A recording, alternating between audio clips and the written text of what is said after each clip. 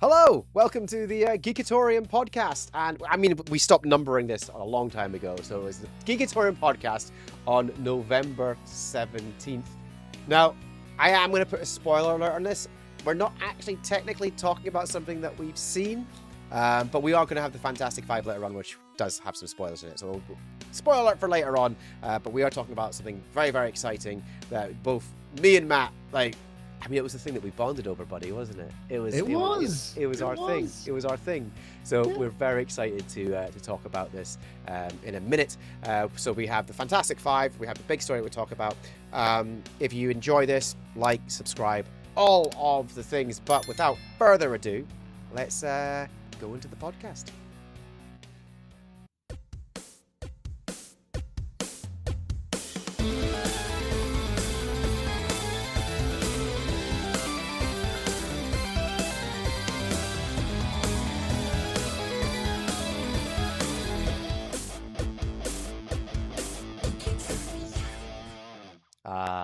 Oh, here we are.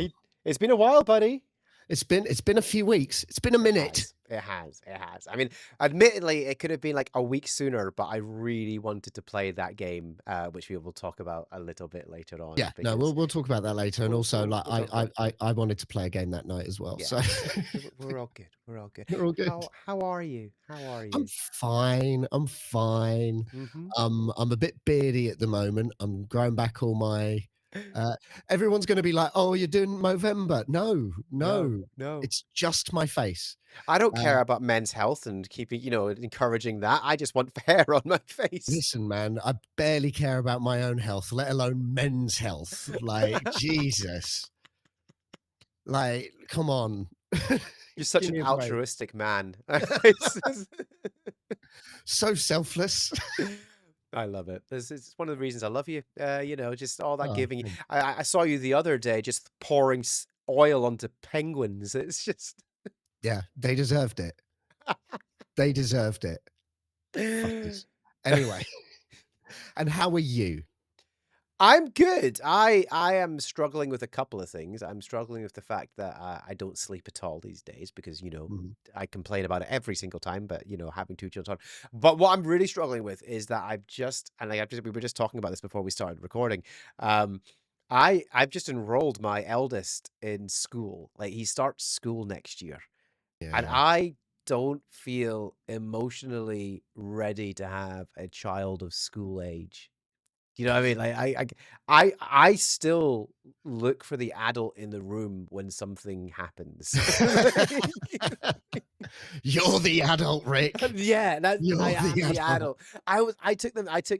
We went to on the weekend. We had a lovely weekend, and we took the we went to go meet some friends in the park, and it was one of these fancy, it's like a National Trust of Scotland parks with like a fancy park that you paid extra for and stuff like that. So we went to there, and it was beautiful. Loved it. And I spent 2 hours running around this park after these kids, like just playing around. And I was four adults, right? 4 adults, 2 hours, 2 kids that were running around, like they're 4 years old, and 4 adults. How long of those 2 hours do you think? Like, I did the whole 2 hours. That's it. I'm just gonna say it outright. I did the whole 2 hours. 4 adults. The other 3 were just like, we're just doing our thing, and I'm the one running around after the kids, right? Playing with it. Like, I'm having a great time, but I'm 43.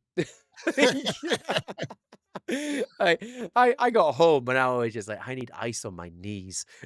It was painful, but it was lovely. Nice, lovely. I'm okay, but I don't want to waste too much time because I no. really want to get into this. I really want to get into this because, especially if you're a subscriber to this channel already, I've kind of made a pivot on here, and I basically do a lot of Star Trek content on here now, and that's mainly what it is. I thought, I thought I would do Star Wars content as well and Marvel content, but that just never took off. It was the Star Trek content. People like hearing me talk about that stuff, so I was like, cool, let's double down on that. So imagine my joy.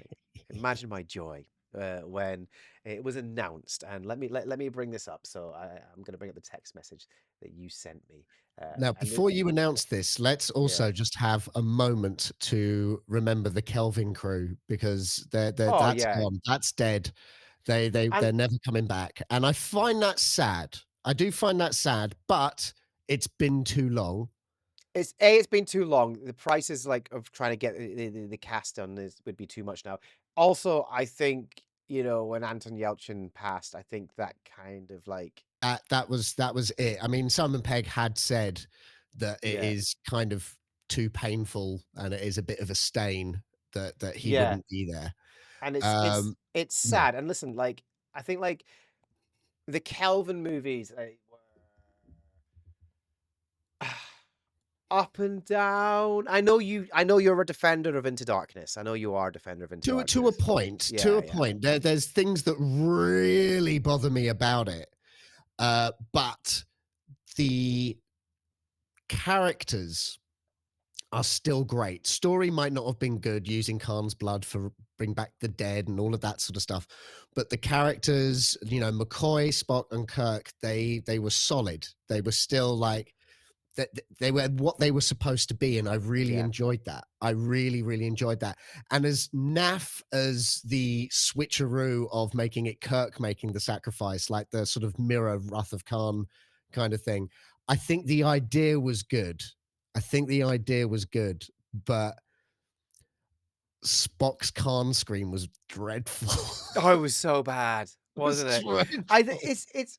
it's yeah, it's such an interesting. Like I think, I mean, obviously, because the casting was great from the beginning. I always say that one of the best things about the Kelvin movies was the casting. Like they Yeah, they they cast those actors really really well. Though saying that, Ethan Peck's Spock is running away with it right yeah. now.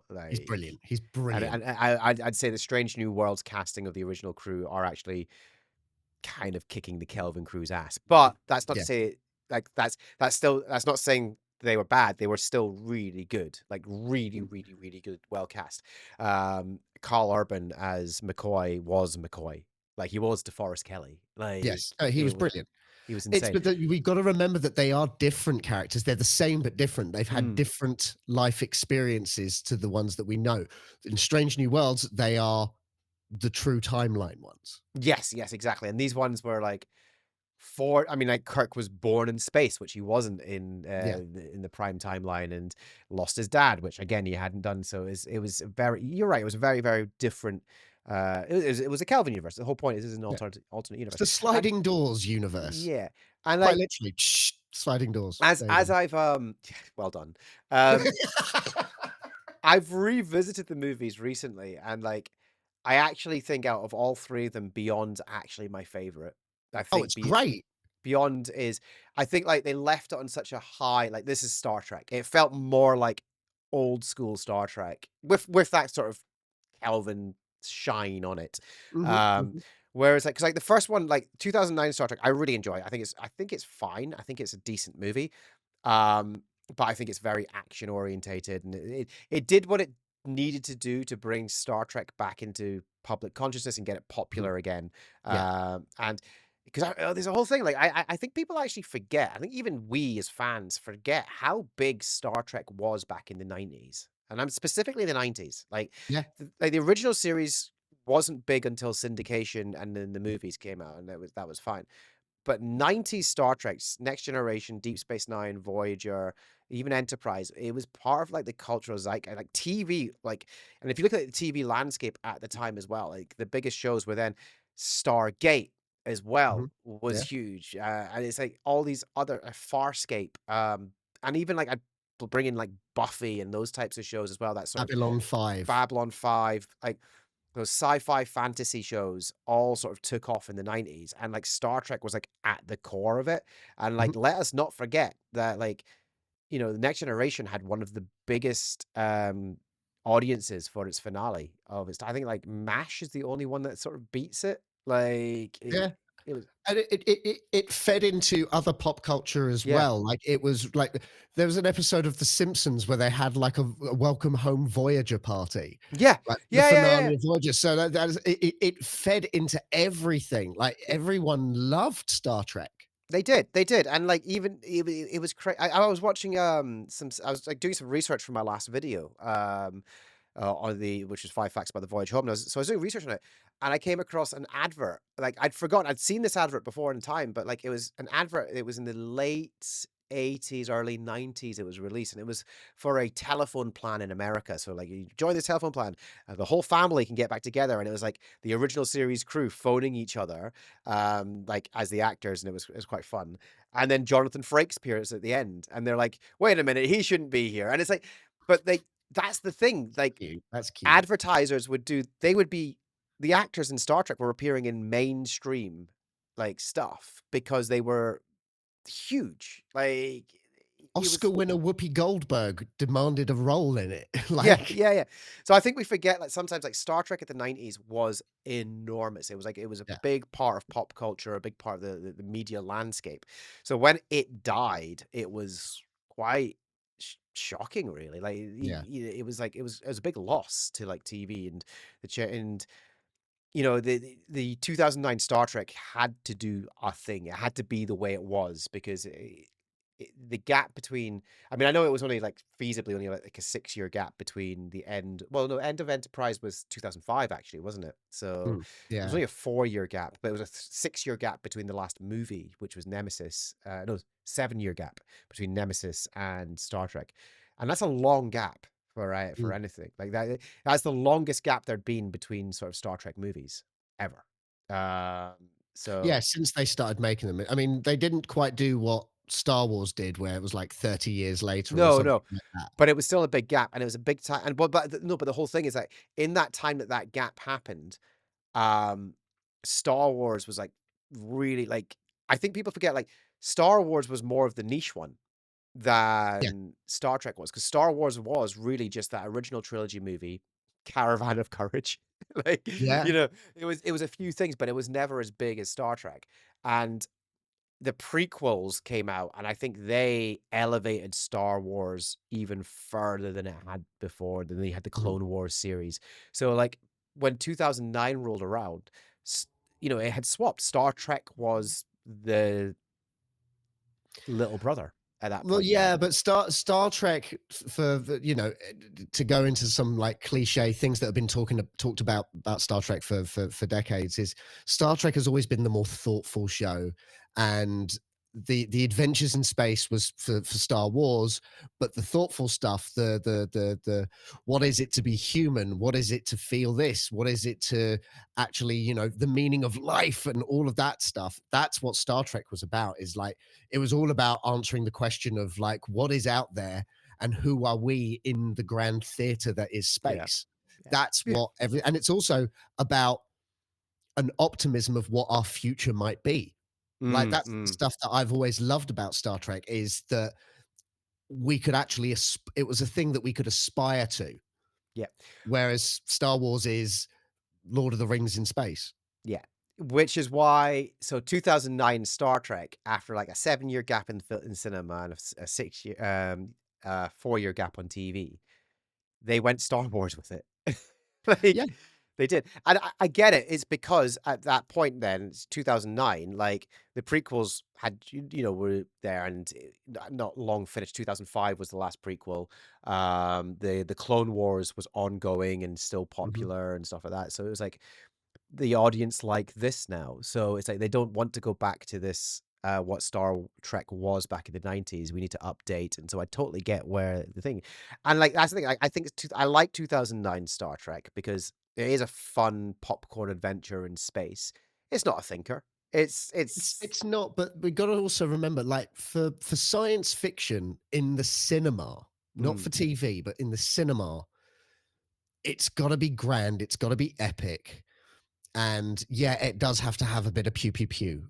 it does. It really It does. does. Like TV shows can be a slow burn, and I think Star Trek does belong on television. I agree Like with it that. really, really does because it needs the slow burn. It needs the lesson of the week. It Well, needs that stuff. That's what yeah, makes yeah. Trek. Well, I think that's why, yeah, Star Trek does make better television than Star Wars, whereas Star Wars makes better cinema than Yeah. Star Trek for sure.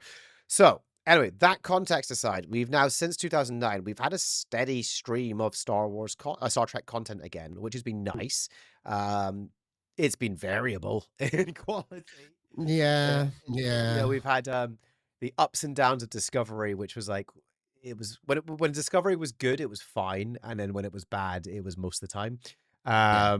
And then you had we had Picard, which was and No, the final season of Picard was spectacular. I won't have a word said against it was the final very fan season. servicey. I mean, like Yeah, but the I loved it. story wasn't fantastic. If you watch it back again, I've watched it back, and I love it. Don't get me wrong, I love it. Yeah. I love it. But the story's not the best. Like it's not the it's a bit weak. It's a bit weak. It should have been a movie trilogy. Yeah. After I just said Star Trek belongs on TV, Yeah. but that should have been a movie trilogy. Just tell that story in 3 And parts. I will say, like, in defense of Picard, season 2 should have been half the episode in that Confederation space, Yeah. half the season in that, and then half the other half of the season back in time. Like if it's Yeah. shortened the time travel, actually wouldn't have been as bad. And it has its moments where I'm like, actually, this is pretty decent. There's some good stuff in there. And season 1, I thought was actually okay. I just think it was a bit like it was fine. okay. It was fine. It was telling kind of the same story as Discovery season 2. Yeah, exactly. It was. An artificial intelligence as the bad guy, and it was. I thought, oh, this is connecting. I was like, oh, okay. And no, it was just a completely separate piece of AI. And but then okay. We've got Strange New Worlds, which it. is phenomenal, and we've got even its worst season, the last season, is better than a lot of stuff. Yeah. And we've also Lower Decks, fantastic. Prodigy, amazing. Section 31. And so we've had some, but we haven't had a theatrical released movie in a while since Beyond. 2013. No, 11 maybe. No. Star Trek Beyond 14, was actually 14, like 15 or 2014. 16. Yeah. No, it was 15 or 16. Okay. Yeah. No, you are right. You are right. I like Beyond. I think it's great. So we have got announced that there is a new Star Trek movie in the works at Paramount. Completely original. Completely original. It's not going to be tied to any existing part of Star Trek, apparently, which obviously uniforms and ships. Well, yeah. Well, if it's Starfleet, who knows? It could be in the Star Trek universe. Well, like Section 31. We'll get onto that. We'll not get onto that. Let's not get onto that. Let's not talk about Section 31. But it is brought to you from Jonathan Goldstein and John Francis Daly. Now, Sweets from Bones. Sweets from Bones. I'm glad you made the reference there. I was going to do it, but you did it. You did it. That's the reason he left Bones, though, was to do all the stuff that he's he wanted to doing now. direct more, and and you know what? He's done very well. He's done very well. He's had his hand. He's been around longer than we think. He was in Freaks and Geeks. Yeah. He's been around the block. He really has. I'm saying what the work that he's been done since he left Bones, he's done good work. Yeah. And one of those things is this is the pairing that brought the D&D movie to life. They were behind that, which I love. I think it's really good, and I think it's a movie that deserves a sequel. And I think it's unfortunate that we're probably not going to get one. Yeah. But I think it's really good.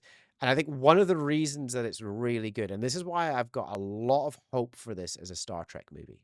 I think one of the reasons that the D&D movie was so good is that it wasn't beholden to any existing sort of IP. And it's hard to be beholden to any existing IP in D&D because D&D is literally whatever you want it to be. There are stories in D&D. There are famous campaigns and stuff like that you can play yourself. There's the reference to the cartoon characters as well. Yeah. But the point is that they went, right, we're going to tell a completely original story in the D&D universe, and we're going to be faithful to what's been established already. And what they did is they made something that was really funny for a start, but also had a lot of heart, had a lot of, it was really well written, a lot of really good set pieces all the way through it. It was great. I just thought it was a great movie, and I would again campy in the right places. Like Hugh Grant, was really good in it, and given what he was given, it was very good. Oh, I mean, can we go on a side quest for a second about Hugh Grant and his late stage career? He is insane. Oh, it's amazing. He's incredible. He's incredible. Paddington 2 is his best. His magnum opus. Yeah. He's incredible. Even like Paddington in Peru, he turns up at the end, and you go, "Yes, it's Hugh Grant." I'm so happy to see him. But like everything he's done since he is, I remember reading an interview or hearing an interview with him, and he said like he's having so much more fun as an actor now because he's lost his looks. Yeah, yeah, yeah. He's always said that. Like Yeah, like since Paddington 2, yeah, that he's just he was bored. yeah, He was so bored, and I think that's also a lot of people hated to work with him. yeah. Absolutely hate they absolutely hated to work with him, and he kind of knew that. He knew he was unlikable. He obviously wasn't enjoying the work anymore, and now he gets to enjoy the work. Well, he was getting typecast as the stumbling English lovable. You know what I mean? Like Yeah. that was his typecast, and I think when the frustration set in. Like But that's the everything he's done since has been like it's so good. So many different roles. He's actually showing how good an actor he actually is. yeah. Like, which is phenomenal. So no, God bless yeah. him. The point is, What if yes, you so Hugh you Grant in a Star Trek movie? oh. What if he was the captain? What if he was the captain? I don't know. I want him as a Admiral. A Badmiral. Oh, yeah, Yeah, yeah. he'd be good as I could see him Admiral. as a Vulcan. I Maybe, could see him as like a maybe. posh, uptight Vulcan. The point is, the interesting is, I think these so like going back, like see, I Mm, love this. Like, going back, I feel like it's in good hands with these two. yeah, Like, I feel like right we'll get people. some. Yeah, I feel like we probably get something that's like, do you know what? If we get another Voyage Home style movie, I'd be happy with that. Do you know what I mean? Like if it was like lighthearted and fun and campy, I'd be great. What's the extinct animal that they're going to rescue? Um, the dodo. This time. Oh wow. But Um, it's I have actually one concern. I have go one on. concern. Sorry, I have one concern. Isn't Simon Kinberg like attached to produce? Because I knew that that's one of the reasons why they weren't making Star Trek 4 with the Kelvin crew is that they've got Simon Kinberg working on it, and Simon Kinberg had absolutely destroyed the X-Men franchise. This is very true. I don't see anything in here. I'm on a deadline Okay. announcement, and I don't see anything about Simon Kinberg. But they are on to actually write, produce, and direct. Okay, that's So, good. That's good. so Okay. it sounds like they'll have a lot of. I mean, as I say, they're going to have a lot of control over it, but they'll obviously be beholden to things. And um, I think I'm really, really happy with this. Like, I think especially like, we've talked about the Kelvin universe and like, yeah, I think it is sad that we're leaving that behind. Um, I've been watching so much of the original series movies because of the series that I'm doing right now, the Five Fact series, Yeah. and I've just especially the Voyage Home. I watched the Voyage Home, and it's just like forgotten how much fun Star Trek movies can be. Like Mhm. you go from the Wrath of Khan, which is incredible, Yeah. to Search for Spock, which I think is hugely underrated by people. I think it's a great film. I think it's a It's really just sad. It's just yeah, a sad film. but I think it's good. I think it's a It good is good. film. It's I just think sad. It's a bit yeah, miserable the whole yeah. time. But then you move on to like the Voyage Home is like comedy and it's fun. Final Frontier, I'm gonna like is the current video I'm working on is Final Frontier. But I've got another video that I'm gonna do, which is in defense of the Final Frontier because I actually think it's not the worst Star Trek. It's definitely not the worst Star Trek film anymore. Those that's been taken. But I don't. I think it was on. I think there's moments in the start in Final Frontier you're just going, oh, why did you do that? Why are you doing that? That looks Yeah. terrible. Blah blah blah. But the pacing is good. Actually, you move fast through the movie. It doesn't let up. It just Mm. goes. And the character moments, especially between our central three, are some of the best in the series. Yeah.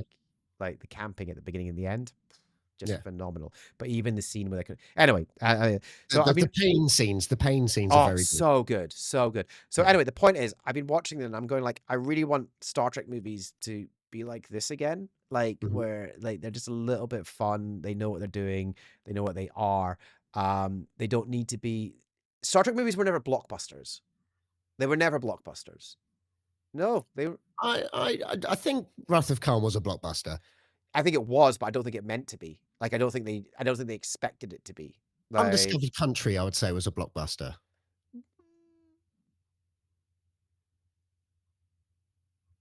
I'd be It was one of the first Star Trek films to have, like, CGI liquid, and it was really going true, there with the true, effects. true, It was true. really going there with visuals and, like, pushing, like, I the guess what current I'm trying to say is like technology. I don't know. Yeah, I don't know. I don't think they were like the huge. Maybe they were, but I What don't I'm know. saying is no Terminator 2 without Star Trek 6. This. I think you'll find that it was Abyss actually. It was the one that started it No all. no Abyss without Star Trek 6. Wasn't Abyss before Star Trek 6? Doesn't matter. Anyway, anyway, I'm excited. How about you? Oh, I'm thrilled. As soon as I saw Sweet's face, as soon as I saw that in the picture I sent you, I was just like, "Well, we have to talk about this, don't we? Yeah, We yeah, really have to talk about this." But I know that what the stuff that he's been working on, he's been doing really, really good, successful stuff. yeah. So I'm very happy that I'm curious as to what they're going to do. Like, in what part of the timeline is it? I assume I hope it's like somewhere slap bang in the middle, like between like the end of Deep Space Nine and like after Lower Decks. I sort of hope it's in a Lower Yeah, Decks. post Voyager. I think a lot of Yeah, people, a lot of fans have been screaming out for like we want something after Voyager. That's what it is. I mean, I know technically we got Prodigy and Lower Decks, but it's something live action post Voyager. it needs to be maybe like 30 years after Voyager, because if you do want to have any of the original actors come back for a cameo, Mm, they need to be age appropriate, not like Jonathan Frakes at the end of Enterprise, where it's supposed to be during one of the Next Generation episodes, but he looks 15 years older. yeah, yeah, yeah. It needs to, I think that would be the safest. And I don't mean safest as in, oh, well, they better play it safe. It's just like, no, let's have some fun with this. It's always nice when you get to see an old character come back. Yeah. I actually like legacy sequels. Like, I like that concept of like 20, 30 years later, see what they're up to. Yeah. So we talked about that before when we said, was there going to be a Labyrinth 2 all those years ago? And I thought that would have been quite a good idea to have like the young boy grown up and everything. It would be, I think that would be quite interesting. What if it was an older Naomi Wildman as one of the Mhm. characters or something like that? I'd be up for that. Yeah, I would be up for it. I just the way that they pitched, They don't need it. they don't need it. I feel like it is going to be something new. I hope it's something new. I hope it's something Starfleet. I do hope like, and yeah. Interestingly enough, I got curious. I was like, okay, so what's he been involved in, like in terms of like this? And you're going like, oh yeah, Dungeons and Dragons. You got Spider-Man: Homecoming. He was one of the Yep. writers of that. Yep. Cloudy for Chance of Meatballs 2. Yep. Yeah, Horrible Bosses. So you're like, oh yeah, great, great, great. The Flash.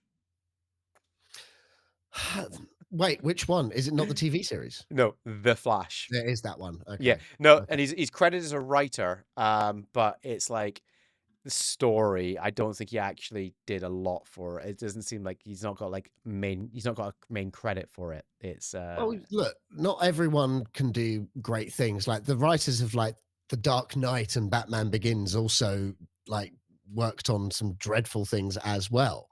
yeah, yeah. So you can't win all the time. You No, no, just can't. absolutely. You can't.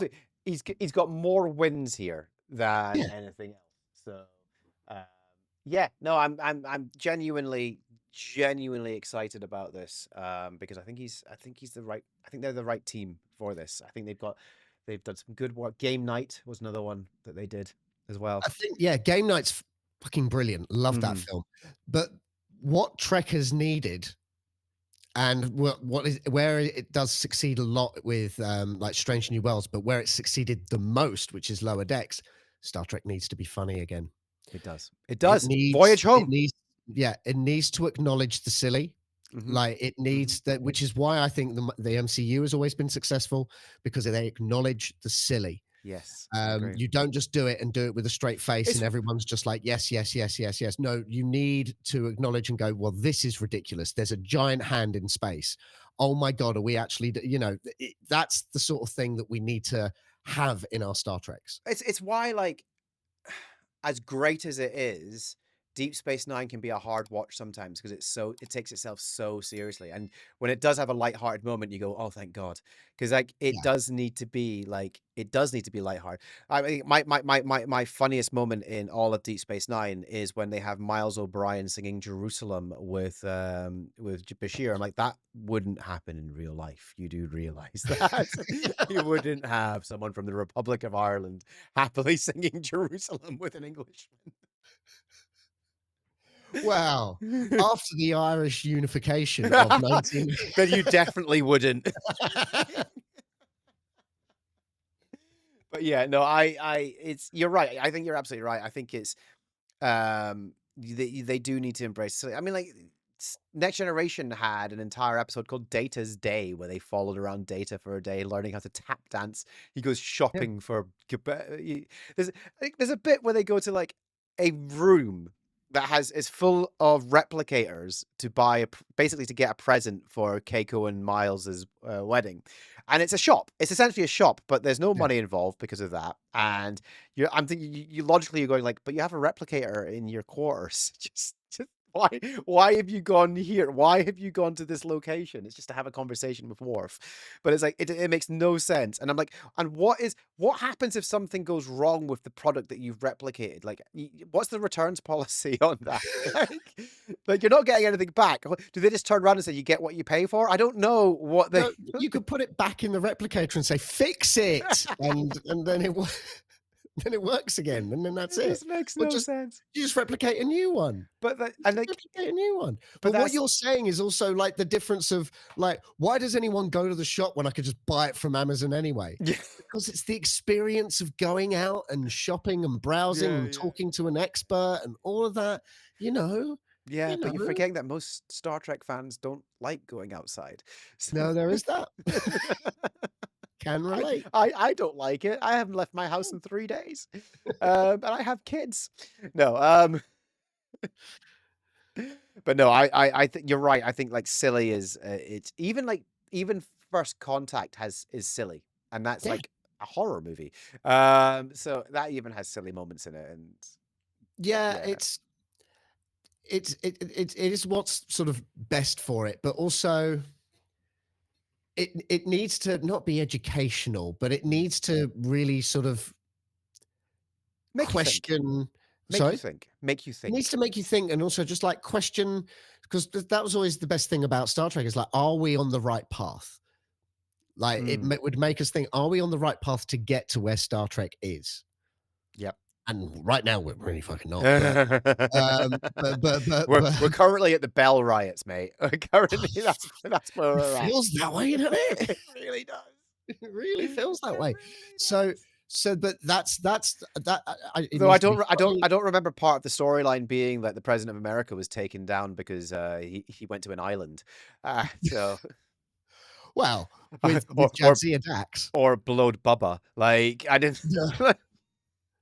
But Sarah Silverman is involved. Yes. Yeah. But it needs to be thoughtful. It needs to be fun. It needs to be a family thing, which is where I think Discovery fell off the rails. Where Star Trek became gory. It became quite gross. Picard did a bit of that as well with like poor old Icheb and his demise. In season 1 where they did that little flashback, it was gruesome. Like his eye was all just like messed up, and like the whole storyline of the Klingon who was surgically ripped in half to be turned into a human, and like that was gross. That was brutal. Yeah. And that's the stuff that's not what Star Trek is about.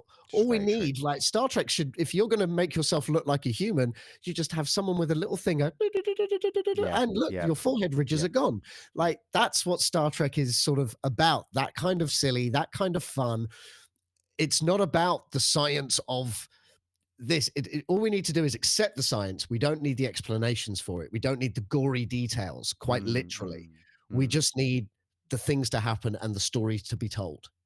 This is very true, and like I think people forget sometimes as well. Like Star Trek was like especially like the original series, and definitely next gen people forget about this as well. It's a low budget show. Like they've got a TV budget, so they were trying to tell science fiction on a TV budget, which meant sometimes the science wasn't science. It was just like, accept this thing. It's great. By the way, here's a probe which for some reason can zap an entire civilization's memories into one person's brain. How does it do it? We don't know. It happens. Oh, by the way, it's one of the best hours of television you'll ever watch. Like it's yeah, totally, absolutely right. It's because like transporters, like if you're literally having to kill yourself every time you get into one. Mhm. So Yeah. if you go by science, it's impossible. Like it is impossible. So I love that some of the modern Star Treks do you say that like using the teleporters, using the transporters is not always 100% safe. There are issues with it. And I like that when that happens. Like when Spock's mum dies in the 2009 film, that like in another show, in Next Generation, she'd have been saved instantly. Yeah. But the fact that like there was an issue with that she fell, and then that meant that they lost the lock. They weren't, and they had difficulty when they're falling. They had difficulty getting them on the lock, and there's the whole storyline in Enterprise where they're introducing the transporters. Oh my God. I loved that stuff because, okay, I know I'm saying like, oh, we don't need to know how the science works, but sometimes it's actually cool to be like, oh, look, we have the future and it's all very optimistic. But just like today, not everything works the way it's supposed to. Well, that was one of the things about Enterprise that was good. Yeah. Like they were just like, nothing worked. It was One of my favorite episodes is when the two guys are stuck on the shuttle and they're gonna they're gonna die, and they're like keeping themselves warm with whiskey. It's like, well, this is how scary space is. It's not all fun and adventures. It can go very wrong very quickly, and who knows? This is the risk that people take when they go into space. You know, it's brilliant.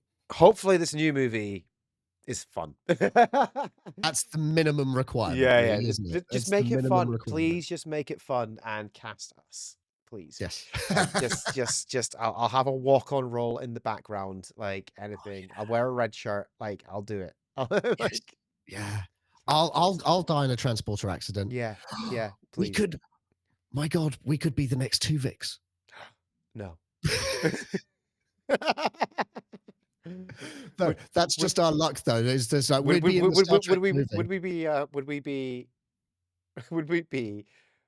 Mac or Rat? Wait, we would be Matt Ricks. Not Tuvix, Matt Ricks.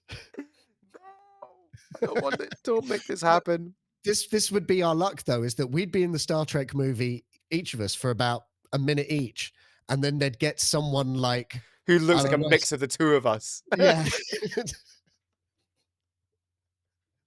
Who would they cast as? Okay, people in the comments, please put in there.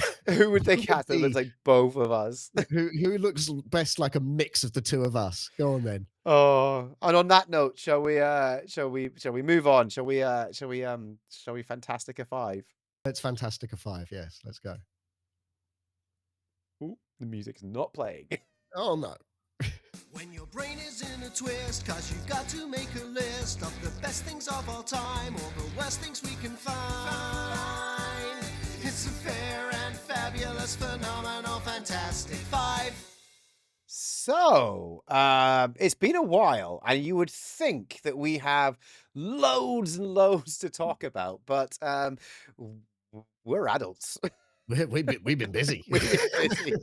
We've been like, busy. I remember, like, it was so funny. I remember, like, I messaged you going, like, by the way, what was that thing that we promised to watch for the next podcast? It was Inhumans, by the way. It was Inhumans, yeah. And we never did it because we forgot completely. And I think we should do it. I don't want to watch it. I know, neither do I, but I think we should. I know, because like technically we're actually waiting for Stranger Things. That's technically what's happening right now. And yeah, we're gearing up for it. And I think that's what we're going to be talking about when it comes out. Like that's basically what it is. So just that'll be the next podcast. Yeah, literally the next podcast will be us just talking about Stranger Things. Okay, so just stick around for that. But we have watched some stuff and done some stuff. So Fantastic 5, we have got things to talk about. Shall I go first this time. Please, after you, sir. Because you've done the last two. You've done three in the last two. I've got three this time. You've got three. I've got two. It's fine. So after spending like a good 40 minutes there talking about Star Trek, let's talk about Star Wars for 2 minutes. No. Okay, let's go. For balance. Let's go. Balance to the Force. I've been watching the latest season of Star Wars Visions. Have you watched any of like Star Wars Visions? I started Star Wars Visions ages ago, and I was like, got better things to do. It's not your thing. Okay, it's fair. I like it. I'm a big fan of anime. So like anything that's like Studio Ghibli, and then is this the one that had in the first series the like the band, and then there was also like the twins? Yes, yeah, that was talking and breathing in space. Yeah, no, I checked out. That was the last thing I saw. I fucking hated it. Oh man, I see. Because the thing is, what I like about it is it's essentially Star Wars' What If, but all in anime. So I kind of like it, and it is weird and wacky because ultimately it is anime, and anime does go weird and wacky at times. There was almost a mech in one of the episodes that I've just watched as well. So you're just going like, yeah, of course. But I've enjoyed it. Again, like I think it does some interesting stuff. And I think it's especially because if you think about the original influences of Star Wars, like Akira Kurosawa's Seven Samurai and stuff like that, it almost feels natural that Star Wars Visions exists and does that. And when it does that type of story, the lone samurai, the lone Jedi, and whatever, the revenge and stuff like that, it's really strong. It's really good. When it does the quirky, fun stuff, it is hit and miss. I will say it is hit and miss. But I have to say this season, this is the third season now, and I think that I've actually enjoyed every episode I've watched in this one. Like the previous two, I've been like, there's been episodes where I've gone like, that wasn't for me. Whereas this one, I've actually enjoyed it more consistently. There was a really good episode I enjoyed there with a bounty hunter liberating sort of slaves, which was really, really well done. Kind of what the Book of Boba Fett hoped it would be. Right, okay, yeah. You know, but it was nowhere near that. So no, I've enjoyed it. If you're a fan of anime and you're a fan of if you wanted to ever see like a what, if you've not seen it before, if you wanted to see like a what if for Star Wars, then this is kind of, I mean, it's not what if because like, I mean, it's, you know, what if is based on the actual characters and story. Yeah, these are new characters. And these are new characters and new stories and blah blah blah. But it's quite fun, and I think the latest season is, I've enjoyed more of this season than I have in previous ones. Okay. I know you're not going to watch it. It's okay. No, I'm not. Not at all. It's fine. But if anyone else listening, watch it. What's up for you? Number 4 on the list. Number 4, I've been watching, AKA Charlie Sheen, which is on Netflix, a documentary on the life. It's a 2-part episode. Not 2.5. Not 2.5. No. Yes, it's interesting. It's interesting, specifically the early part of his career. So I do recommend watching it, but I'm going to tell you a really like amazing thing that I did not know. I remember sitting down to watch it going, I don't think there's anything here that I'm going to learn. I know everything. I know everything. Oh no, I didn't know this amazing fact. I didn't know this at all.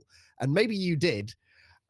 So they show this like clip from when he's just getting into acting. Now, Emilio Estevez had like kind of broken out and become like, you know, and he didn't there was apparently a big discussion about whether he'd use the name Sheen because Martin Sheen kind of wanted him to use the name Sheen because it was like a sort of family thing and like carrying on legacy, but he wanted to go with their actual name, which was Estevez and all of that. And then Charlie Sheen's like, okay, I'm gonna keep the name Sheen, and it works better than Carlos Estevez, and it just seems to be better, and I'll carry on the legacy.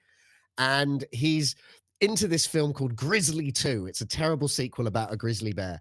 And also in this film is a 22-year-old George Clooney and a very Wow. young Laura Dern, right? Wow. It's Okay. awesome to see these clips of like them as kids, basically. It's crazy. But when he took on that role, just before he took on that role, Yeah. he was offered the lead of a film.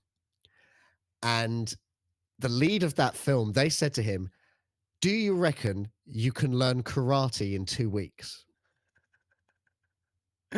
Right. Okay. He was offered the lead of the Karate Kid. Wow. And his dad said to him, because he was like, "I think I might do this instead of Grizzly 2." And Martin Sheen said, "You do the thing that you gave your word for, because your word in this business means more than a big offer." I mean, I see both of their points in this. I don't think either of them were right or wrong. yeah, I was gonna say, having you and I, we are, your word is quite important. Like, Yeah. yeah, in We the also comedy. know that if we're doing a comedy, if we were offered a comedy gig that's 50 quid, and then the night before we're offered another one for £300, Yeah, bet your ass we're we're gonna sacking do off the 50 quid. £300. You bet your ass we're gonna do that gig. This is true. This is very, very So, true. So he turned it down politely, but said, "Could you wait 2 weeks?" And they said, "No, this is gonna happen like now." Yep. And then when that film was a massive success and Ralph Macchio was like teen heartthrob of the year and all of this stuff was going on, he was livid. And he was Yeah, of like, "I course. felt like I'd been misled. I felt Yeah. like I'd been misled." But then they said, "How do you feel about it now?" He's like, "Oh, now I don't care." But at the time, but who knows how things would have gone. But Mm-hmm. it was just fascinating to be like, wow, I just did not know that how different things could have been if Charlie Sheen, like, would Cobra Kai have still happened with Charlie Sheen? Wow, this is it, isn't it? Yeah. Yeah. So it's look, obviously things worked out the way they were supposed to work out, and I'm very happy with how things worked out. But wow, what a Yeah. different world we'd be living in. Amazing. Oh, I'm gonna have to now. You just with that story, you got me. I'm gonna have to watch it now. Yeah. Oh no, there's some really troublesome stories. Oh no, I'm very sure there is. It's Charlie Sheen. Like Nicolas Cage as well comes out not in a great light. he puts Charlie Sheen puts Robert Downey Jr. to shame. Oh, Like, oh yeah. like, Oh yeah, yeah. yeah. No, I know. Oh. Yeah. So It's okay, but it's a great documentary. So yeah, I advise you watch it because it's okay, fascinating. I will do. Yeah. Thank you very much. I'll Yeah. check it out. Yeah. Check it out. Okay.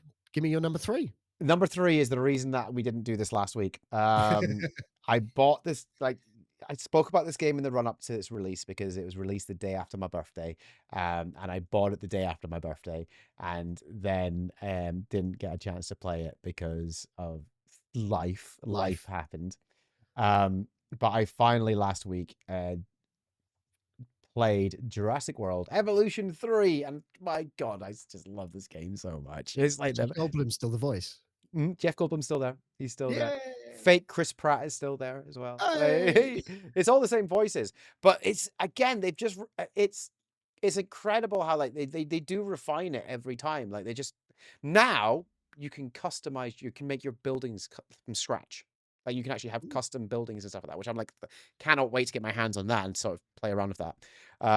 And apparently the campaign is a 22-hour campaign now rather than being like the campaigns have been really short in the previous 2 games, but now this was like a 22-hour one.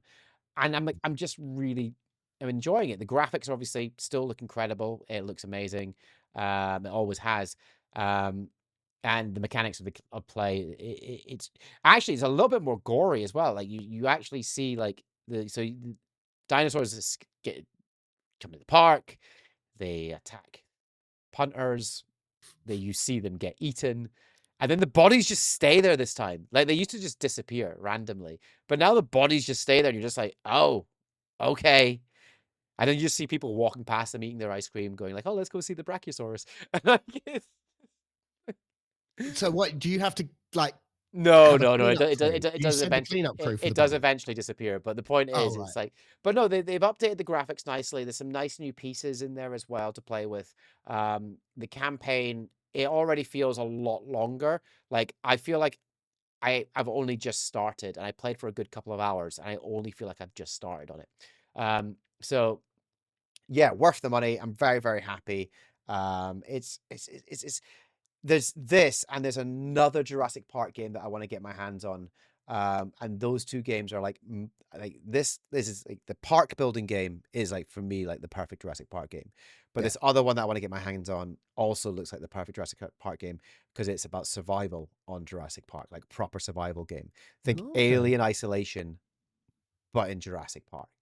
That's a nice idea for a game. So Yeah. it's so the concept is that everyone's been evacuated of the island, but they've left this one scientist behind, and you play her, and she's got to survive.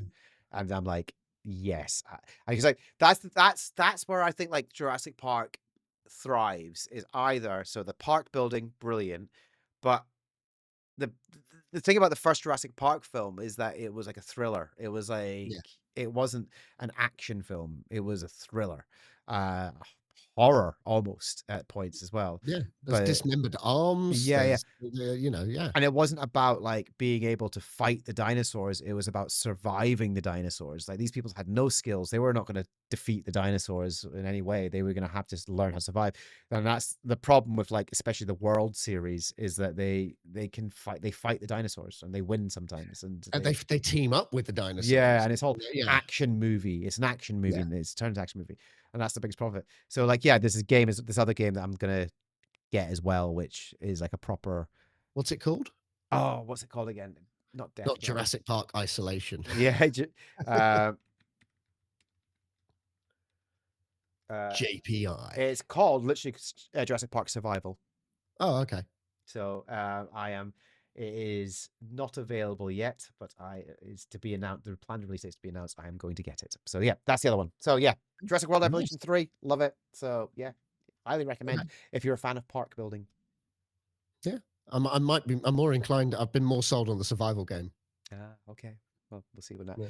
What's just needs save points. It needs save points. Alien Isolation has save points. You just sucked at getting to them. If I could complete that game. Called out. Jesus. Wow. Wow. Okay. What's number 2? I don't know if I want to anymore.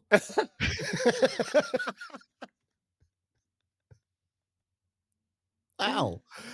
Okay, no. Now, my number 2. Now, it's weird that I've seen this film and you haven't. Yeah. Yeah. Considering, so I saw a Minecraft movie. Okay. My experience playing Minecraft is watching you and other people play Minecraft. You joined us once. I joined you once. I paid $17.99 to play Minecraft. Play it once. And I played it once. It's still on this computer now, somewhere, taking up space. You ended up being one of my clips for the longest time. I've got 17 pieces of maple, and everyone's like, what? It's like it's a type of wood. That's what it says. That's what it said. I've got. There's no maple.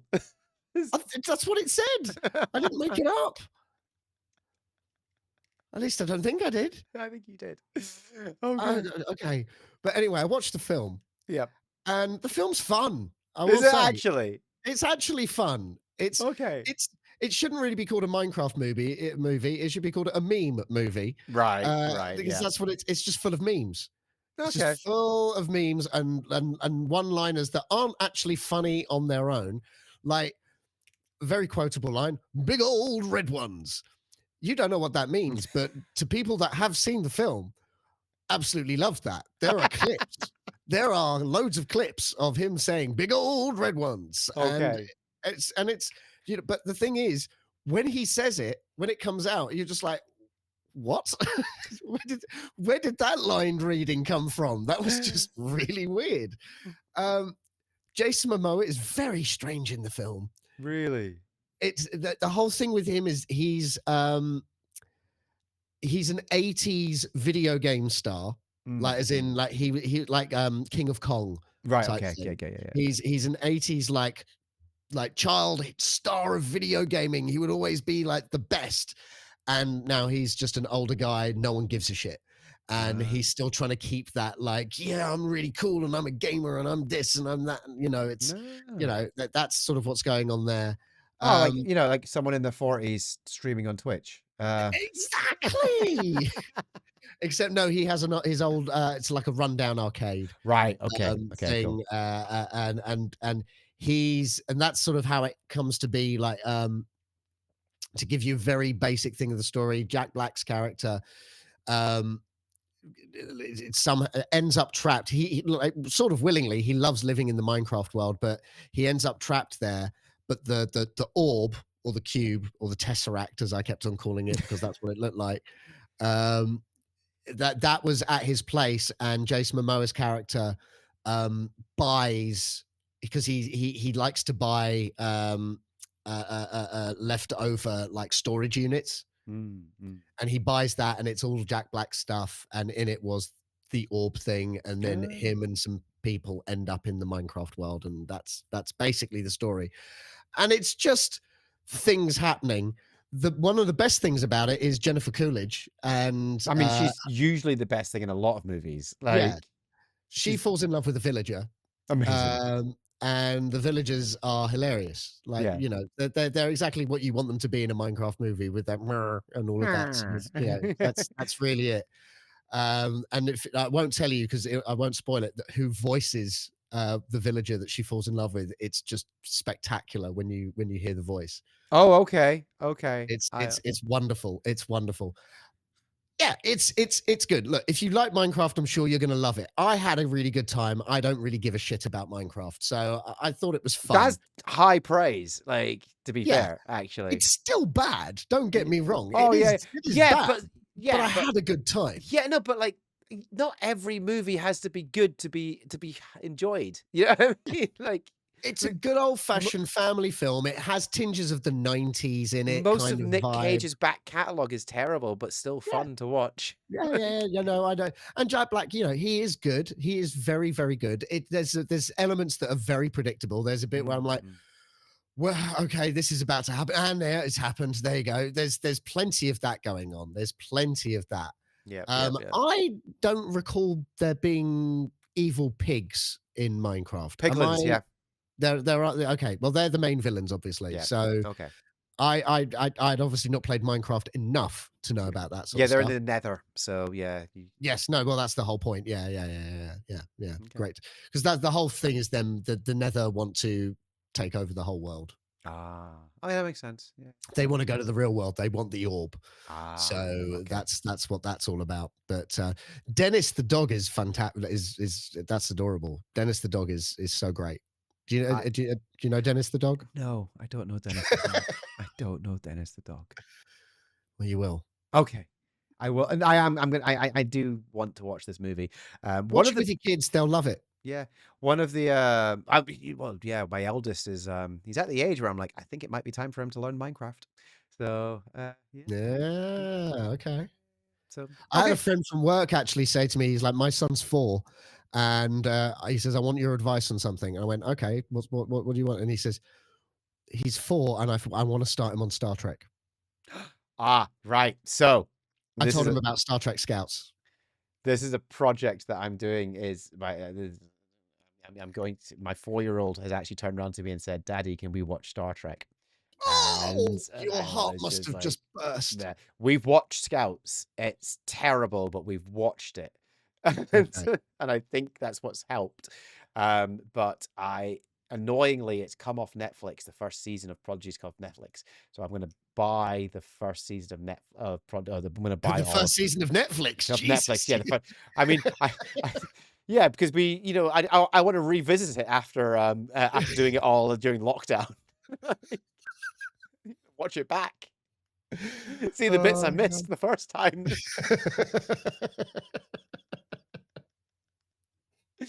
No, I'm gonna buy Star Trek Prodigy, and I think I'm gonna start him on that, and that's gonna be another podcast with him, Nice. with my Oh, 4-year-old. that's cute. So Oh. yeah, hopefully you hear that. Yeah, I just like giving myself more work, creatively speaking. So, but yeah, that's it. Yeah. Nice.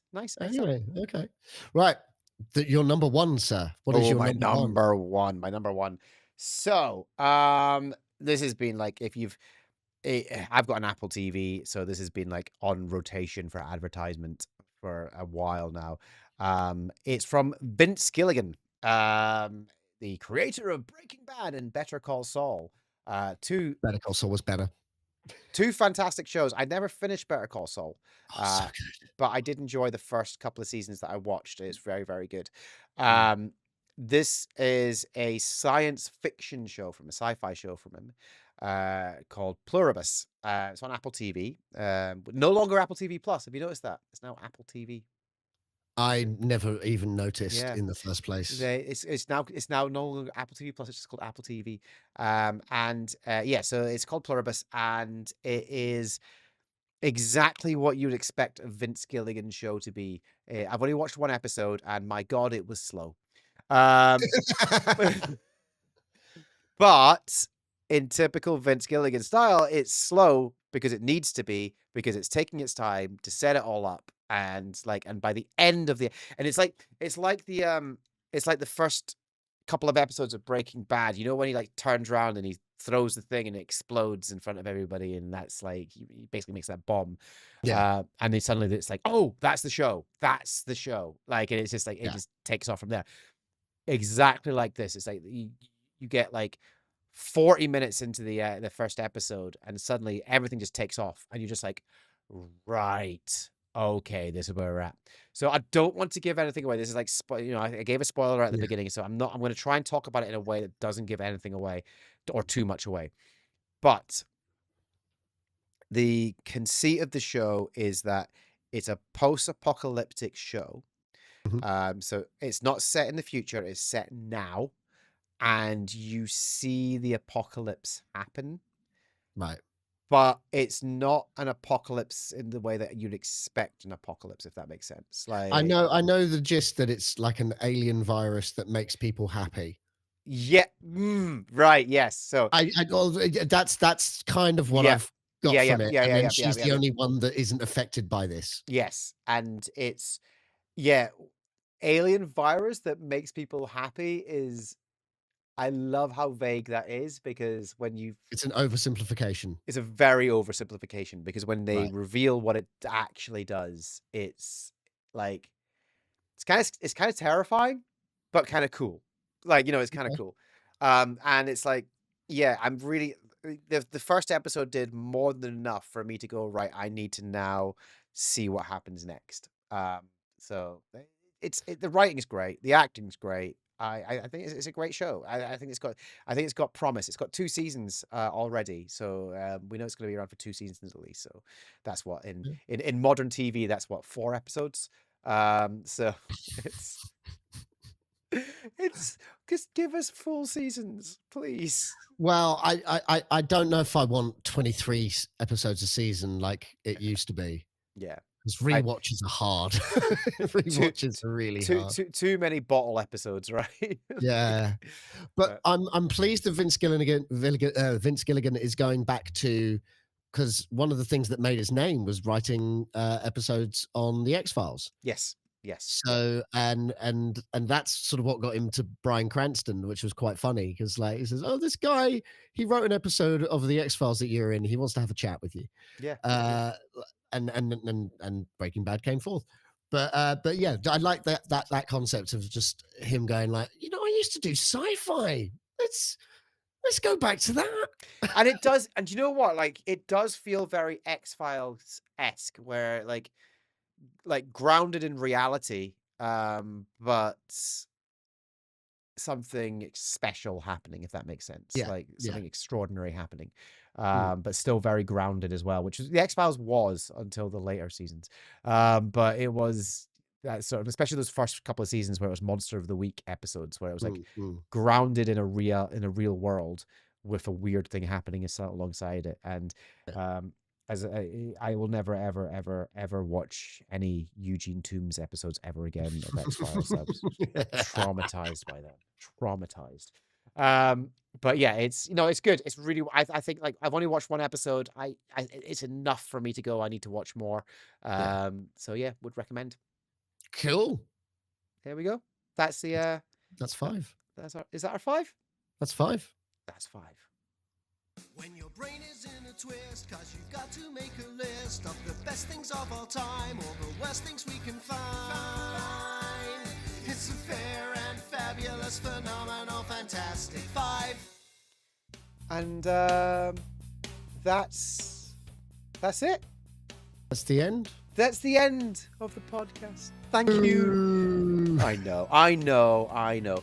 Thank you so much for watching, for listening, however you consumed this piece of content. We very much appreciate it. If you've enjoyed this, you can support the channel by doing a couple of things, either hitting that like button, well, do both of these things. Hit the like button and subscribe as well. Not only will you get episodes of this podcast here, you'll also get my other videos that I do, such as the 5 Facts series that I'm doing on Star Trek films. I've got, oh my god, I've got so many things. I'm going to do a defense of the motion picture. I am going to do the best kit bash ships. You know, the best what ships? Kit bashed ships. So Kit bashed ships. These are ships in Star Trek that were created from bits of other ships. Does that make sense? Okay. Yeah.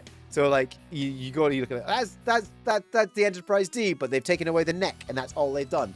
Like I'm gonna do a video on that as well. So if you want to hear, you want to see more content like that, subscribe to the channel, because that's exactly what you'll get. But also, Matt, they can go subscribe to you over on Twitch. Twitch, Matt Blair UK. That's pretty much the only place I'm at now. Yeah, it's amazing how social media is just dying. It's great.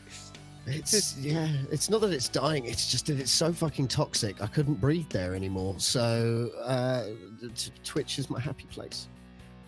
And YouTube is mine. Thanks so much for watching, listening, and supporting the channel, guys. See you next time. Bye.